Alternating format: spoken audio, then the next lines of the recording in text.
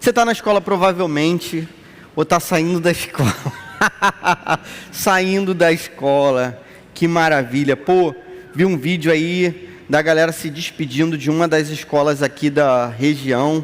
Aí até lembrei do meu, achei bonito o vídeo, acho que eu vi no Instagram da Luísa. Aí até lembrei do meu último dia, assim, de escola, né? Quer dizer, tentei lembrar que já tem tanto tempo o meu último dia de escola. Mas lembrei, assim, um pouquinho, né, como foi. A gente faz tantos planos, né, cara? E você deve ter feito seus planos também, de repente, né?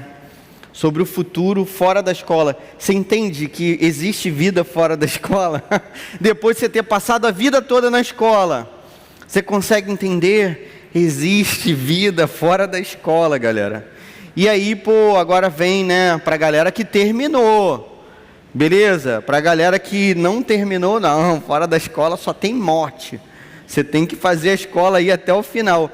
Mas pra galera que terminou, né, agora vem outra fase da vida.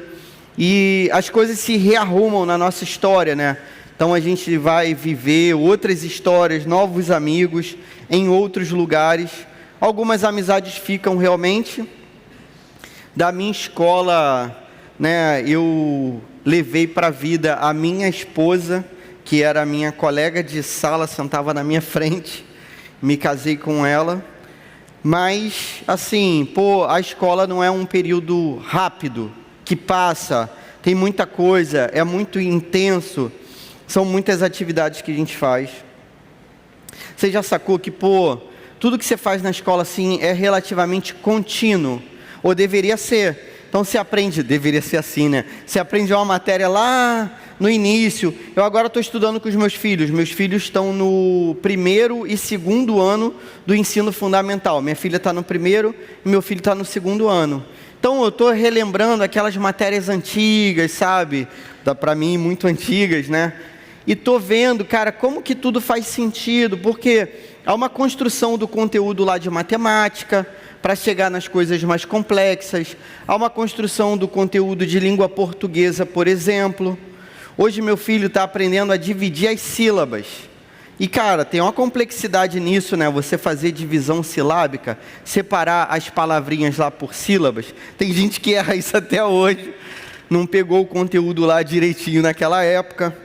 Então, a gente vai revendo aqueles conteúdos e vendo que tem uma sequência lógica. Tem uma construção para que no final, realmente você, pô, se forme, faça aquele vídeo de final de período, de ano e tudo mais, e você se lembre dos seus amigos na faculdade.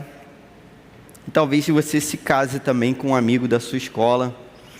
Tem gente que fez uma cara assim, tipo...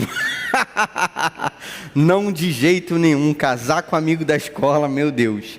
Mas eu me casei e foi legal. E é legal até hoje. Beleza.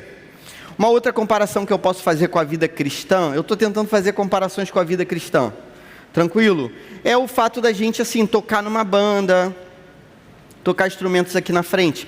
Então, você consegue entender que essa galera aqui, um dia, teve que aprender o básico, que era cada nome de cada cordinha dessas aqui, mi, si, sol, ré, lá, mi, tinha que, pô, saber o que isso significava, aí você começa a construir os acordes, e aí você começa a tocar, e o fato de você saber tocar sozinho não significa que você saiba tocar numa banda. Então tem toda uma construção, um negócio a longo prazo, você estuda um tempão, e aí você chega aqui, às vezes ainda alguma coisa... Infelizmente alguma coisa dá errada, às vezes, né? Não hoje, hoje deu tudo certo, galera, mas tem vezes, né, que a parada dá errado.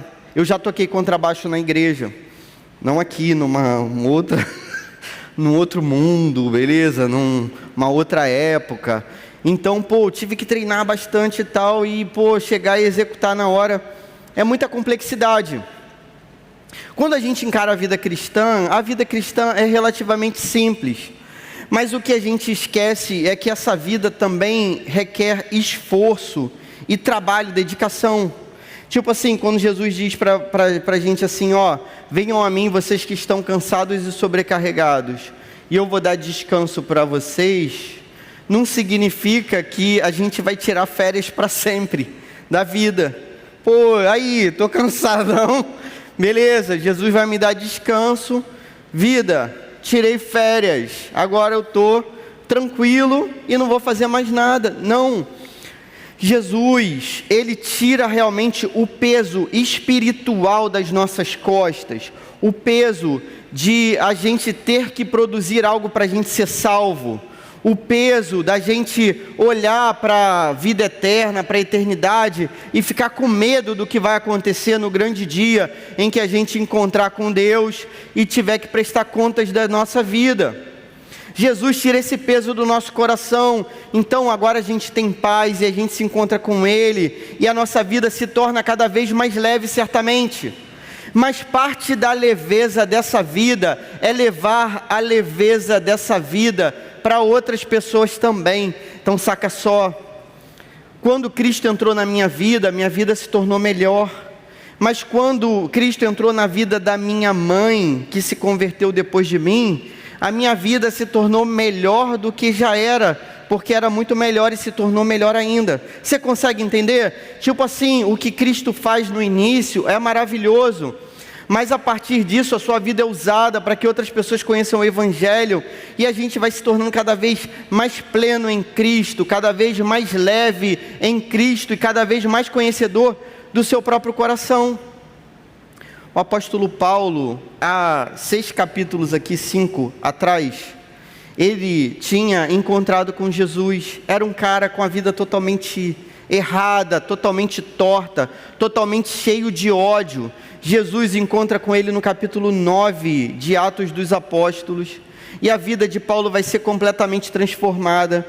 Agora a gente está mais ou menos a uns 15 anos daquele episódio de 5 capítulos atrás. Deve ter 15 anos de diferença mais ou menos. E Paulo está concluindo um primeiro período missionário da vida dele, um primeiro período que ele se engaja na obra, que ele trabalha na obra e ele fica feliz com aquilo que está acontecendo. Saca só, Cristo fez algo na sua vida na hora que ele se encontrou com você, mas esse algo permanece num processo em que você vai se tornando cada vez mais maduro na fé, e por isso você se torna cada vez mais forte na fé, e por isso você se torna cada vez mais conhecedor da palavra de Cristo, e por isso você pode levar a palavra de Cristo para aqueles que estão fracos, e por isso você pode fortalecer aqueles que são fracos, e por isso você pode discipular essas pessoas, para que elas encontrem força e levem a mensagem para outras, assim por diante. Paulo vai fazer, na verdade é Lucas que está escrevendo, um resumo assim, da história dele nesses anos de trabalho com Cristo, assim, do lado de Cristo. Olha só o que ele vai falar. Atos, capítulo 14, verso 21 e 22 diz assim: tendo anunciado o Evangelho naquela cidade e feito muitos discípulos, Paulo e Barnabé voltaram para Listra, Icônio e Antioquia, fortalecendo o ânimo dos discípulos, exortando-os a permanecerem firmes na fé e mostrando que, através de muitas tribulações, nos importa entrar no reino de Deus. Até aqui somente. No início, a gente vê que Paulo está anunciando o Evangelho. A primeira lição que esse texto traz para a gente é que é necessário anunciar a boa notícia. Então, é necessário levar essa boa notícia para outras pessoas. Qual é a boa notícia? A boa notícia é que existe salvação, existe caminho, existe verdade, existe vida em Jesus Cristo. Parece às vezes que a gente está perdido nesse mundo, parece que não existe mais verdade diante de muitos discursos, parece que quando a gente olha para o lado e às vezes para dentro, a gente só encontra morte. Mas a boa notícia é que em Cristo existe caminho, verdade e vida. Ele é o caminho, a pessoa de Cristo é a verdade, a pessoa de Cristo é a vida. E caminho, verdade e vida tornam-se nossos amigos através de Cristo. Quem odiava a própria vida, agora não odeia mais, porque Cristo transforma a nossa história. Quem ouviu mentiras a vida inteira, até das pessoas nas quais você mais confiava, agora em Cristo só existe verdade. E por isso, nele não há engano, nele não há trapaça, ele não vai te decepcionar, porque ele nunca se apresenta diferente daquilo que ele é. Qualquer um pode te decepcionar, beleza? Um namorado, uma namorada, um amigo, uma amiga, mas Cristo não fará assim. Até um pai e uma mãe pode decepcionar seus filhos. Cristo é verdadeiro sempre. Quando o mundo é tão caótico do lado de fora, que parece que a gente não sabe para onde está indo, Cristo é o caminho. Nós não estamos perdidos nessa vida. Por mais que você vá para a França, beleza? Por mais que você vá para os Estados Unidos, por mais que você vá para São Gonçalo comigo, por mais que você vá para qualquer lugar, Cristo estará contigo. O mesmo Cristo que está aqui estará contigo, porque Ele promete que vai ser assim. Ele diz: e eu estarei com vocês até o fim, até o último dia, até que não exista mais dia e que tudo seja eternidade. E na eternidade Ele vai estar com a gente também. Essa é a boa notícia. Em Cristo há segurança. Em Cristo meu coração pode ser pleno. Em Cristo eu encontro a verdade. Em Cristo eu não tenho medo da morte. Em Cristo eu não tenho medo de nada. Cristo não me rejeita. Cristo me recebe do jeito que eu sou.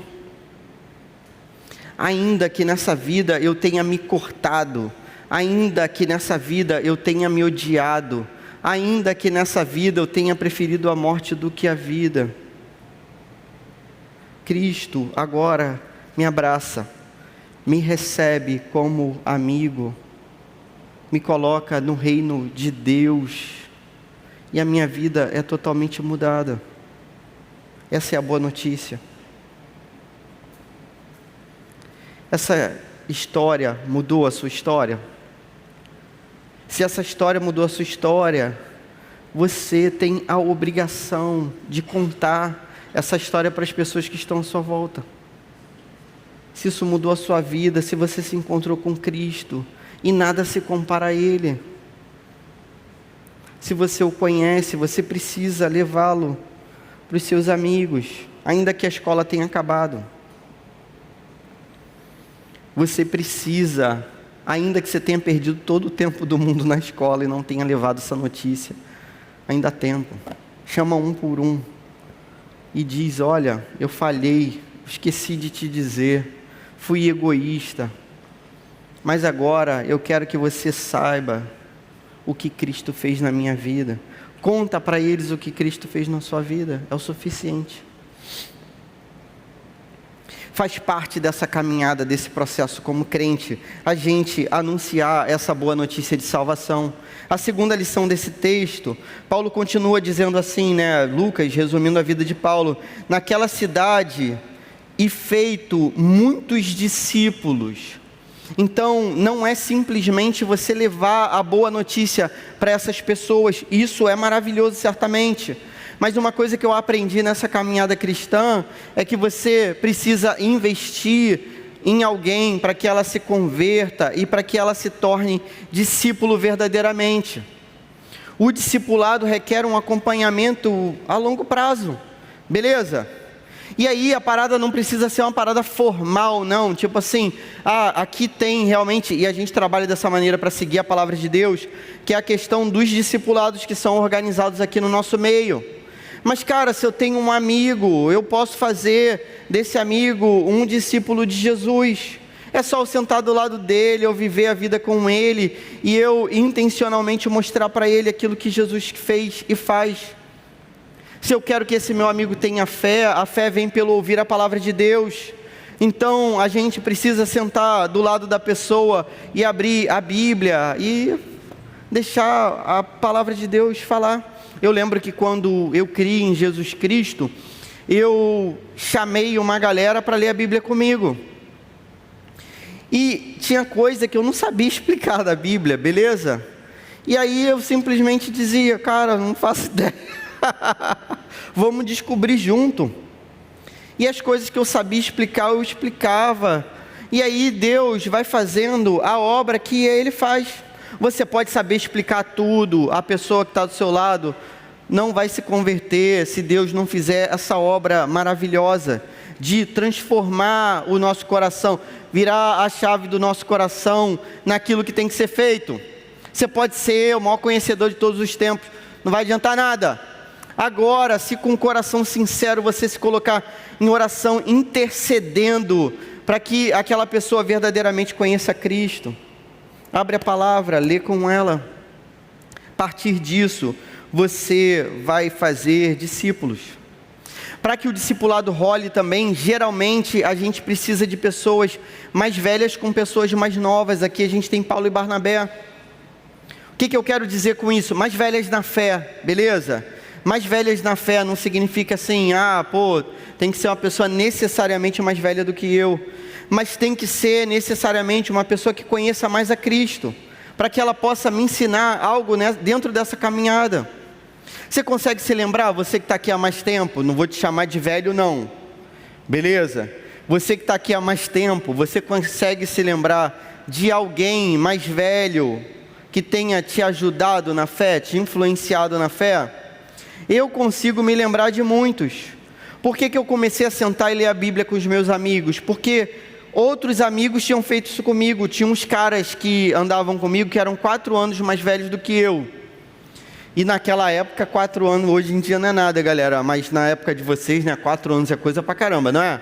Pensa na pessoa 4 anos mais nova que você. Criança, Pessoa 4 anos mais velha que você. Velho demais, sai daqui. A galera 4 anos mais velha do que eu sentava do meu lado e lia a Bíblia comigo. E aí eu comecei a aprender muita coisa de Cristo, e aquilo foi fazendo sentido, e o meu coração foi sendo transformado. É necessário discipular pessoas, beleza? Mas para isso, cara, você tem que ter um coração disposto. Por quê? Porque discipular é você ensinar o básico.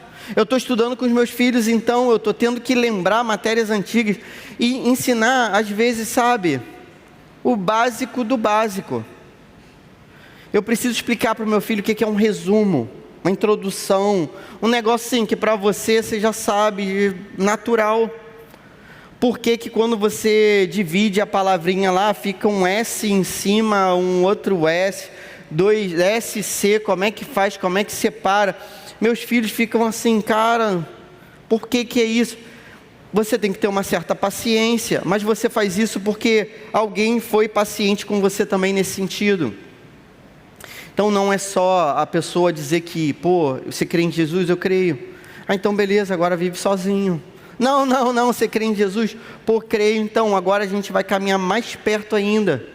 De modo que você vai aprender a viver com Cristo, aprender a orar, aprender a jejuar. Coisa maravilhosa que aconteceu na minha vida foi eu ter vindo aqui para a Oceânica, e aqui eu aprendi a jejuar, porque de onde eu vim, a gente não jejuava, não existia isso, esse negócio de jejuar. Aí eu cheguei aqui, o pessoal falou, não cara, para a gente servir a gente tem que jejuar, para a gente fazer alguma coisa aqui, a gente tem que jejuar. Aí eu, cara, como é que eu vou ficar 5 minutos sem comer alguma coisa? Eu tenho que comer tudo de 5. Pelo menos um negocinho assim, como é que eu consigo? E Deus foi suprindo, foi suprindo. Mas eu aprendi essa prática do jejum aqui com pessoas mais velhas que me ensinaram que diante do jejum a gente meio que morre para as coisas que a gente acha que tem muito valor e a gente começa a enxergar aquilo que a gente não enxerga sem isso. Lembra, essa casta só pode sair, esse demônio só sai com jejum e oração? Quando você lê o livro dos Atos dos Apóstolos, você vai ver que a igreja jejuava, e jejuava como igreja toda, muitas vezes. Paulo jejuava, Silas jejuava, Barnabé jejuava, Pedro jejuava. Pedro num jejum lá vai ter uma visão. No meio de um jejum também eu bati com um carro aqui perto, ali na Avenida Central. Não estava no meio do jejum não, porque aí vocês vão me condenar. Vão dizer, pô, o cara estava jejuando, estava passando mal, bateu. Não, já tinha entregado. Eu estava no jejum, aí entreguei meu jejum, aí bati com o carro. Aí depois eu, vou jejuar de novo então. Quando você jejua, acontecem umas paradas diferentes também. Mas em tudo, na obra, quando você se entrega. Seja um discipulador. Seja um discipulador das pessoas que estão chegando. Você que está chegando, busque um discipulado. Busque a Dudinha Moraes e peça para ela um grupo de discipulado. Se já pediu, pede de novo. Eu já pedi 2 vezes, pede a terceira. Fala comigo, a gente precisa caminhar perto um do outro. A terceira lição que esse texto traz para a gente é que é necessário permanecer na fé. Verso 22, fortalecendo o ânimo dos discípulos, exortando-os a permanecerem firmes na fé.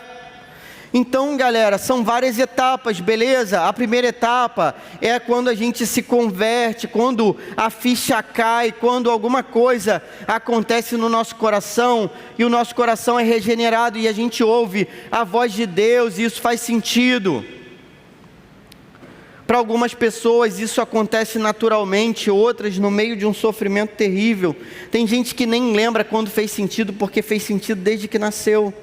Mas para mim não, me lembro perfeitamente, com 15 anos eu sei quando isso aconteceu. Um dia a palavra fez sentido para mim e tudo se transformou. Mas esse era só o primeiro passo, eu tinha que ser discipulado ainda. E agora a gente vê uma terceira etapa, que é permanecer na fé.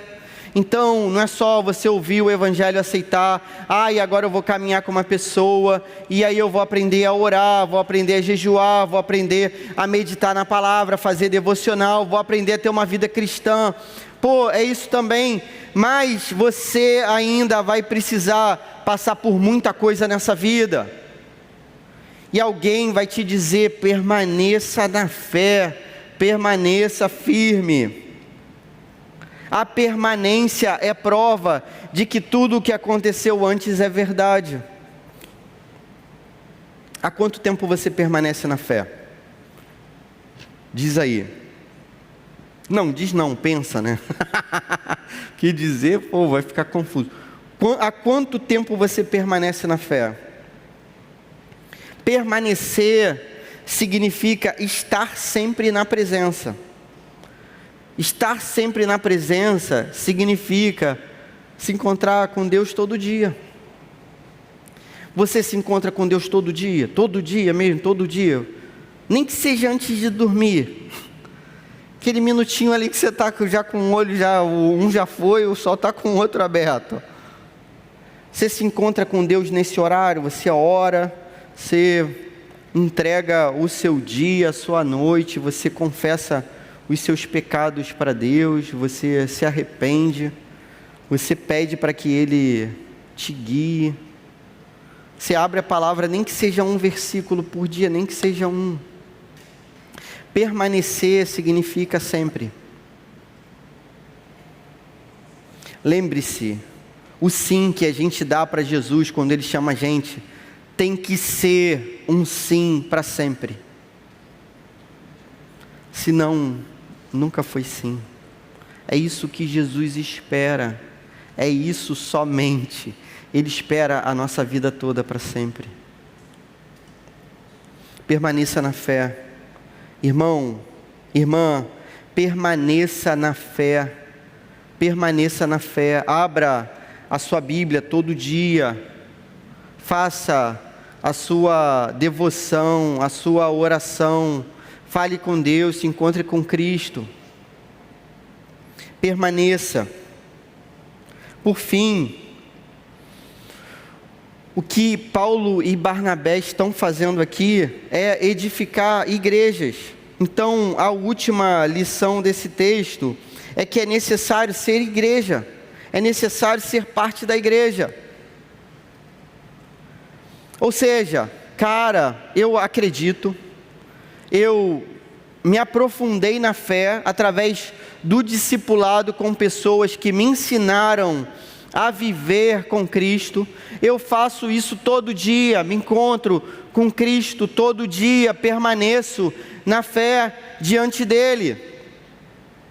Ainda falta uma coisa: você tem que ser parte da igreja, porque não existe, simplesmente não existe dentro do plano de Deus alguém que seja igreja sozinho. A igreja é sempre nós, o Pai é sempre nosso, beleza? A igreja é sempre plural. Quando 2 ou 3 se reúnem, Ele está. Tem que ser assim, galera. Pô, vocês já são parte da igreja, é necessário que seja. Cristo chama você para ser parte da igreja. Como que é ser parte da igreja? Bom, você tem que estar diante das autoridades da igreja, dos pastores da igreja, dos líderes das células, dos supervisores das células, beleza? Isso é necessário, esse é o plano de Cristo, esse é o melhor dos mundos, essa é a melhor vida, foi Cristo que estabeleceu isso, e Ele deu a vida dEle por nós, Ele quer o melhor para a nossa vida. Esse é o modo carinhoso que Cristo construiu a história para que a gente vivesse bem, saudável, junto. Então é necessário que você faça parte disso tudo.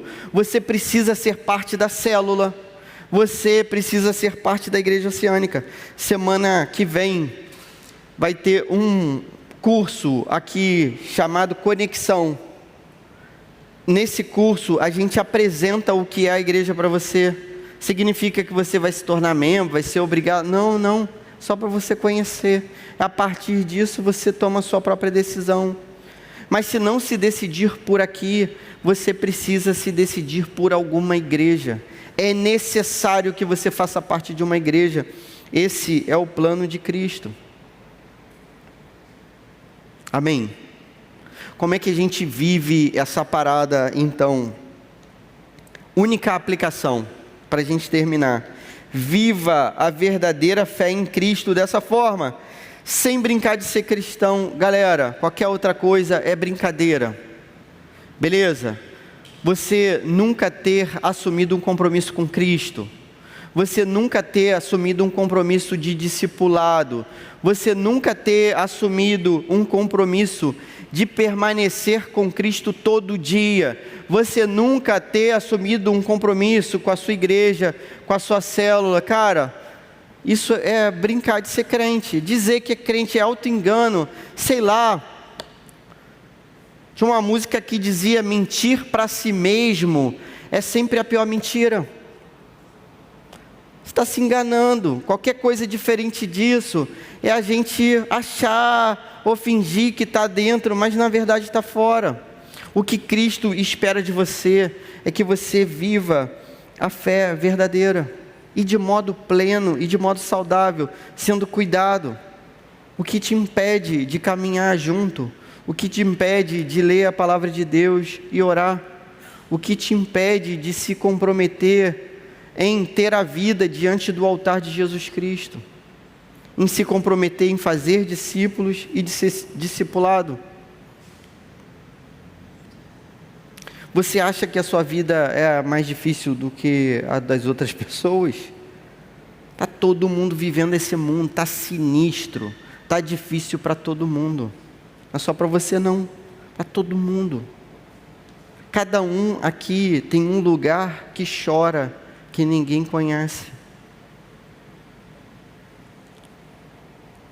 Cada um viveu as suas decepções, cada um viveu as suas tragédias, cada um passou pelo luto que teve que passar nessa vida. Mas agora, em Cristo, tudo se faz novo. Há uma nova história, há uma nova chance, há um novo nascimento, há uma vida eterna. Essa é a nossa esperança. O melhor dessa vida está resumido nesses 2 versículos: crer em Cristo, ser discípulo, permanecer na fé, viver como igreja. Se você faz isso, você vai ter a vida gloriosa com Cristo no porvir também. Vamos orar?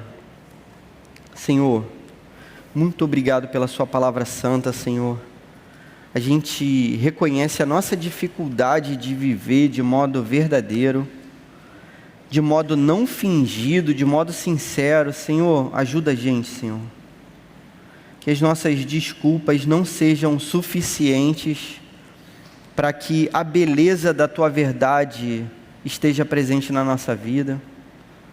Ajuda, Senhor, a gente a enxergar o melhor dessa vida diante da vida em comunidade, como crente, como igreja, como servo Teu, como discípulo. Sobretudo, Senhor, cuida do nosso coração. Traz mais servos para esse lugar, Senhor, mais pessoas que Te amem. Faz com que cada batismo seja verdadeiro, faz com que cada profissão de fé seja verdadeira e plena, Senhor. Faz com que a nossa história seja próxima daquilo que Te honre, Senhor. Como a gente gostaria que a nossa história Te honrasse. Faz com que a gente se encontre contigo todo dia, sozinho, quando a gente lê a palavra e fala contigo. Muda a nossa história, traz verdade para a nossa vida. Em nome de Jesus, amém.